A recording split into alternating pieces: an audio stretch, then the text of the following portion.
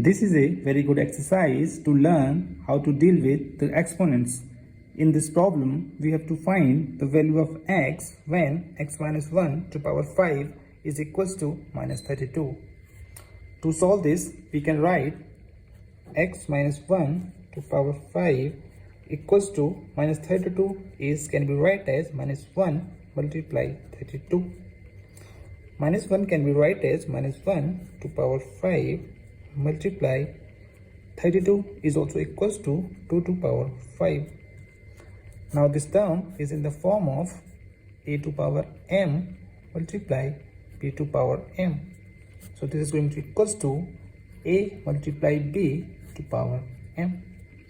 By using this equation simplifies to x minus 1 to power 5 is equals to minus 1 multiply 2 power 5, which is further equals to x minus 1 to power 5 equals to minus 1 multiply 2 is minus 2 to power 5.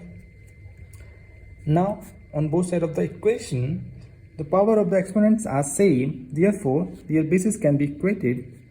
So this can be write x minus 1 is equals to minus 2. Adding plus 1 on both sides, so 1 minus 1 cancels and 1 minus 2 is equals to 1 minus 1.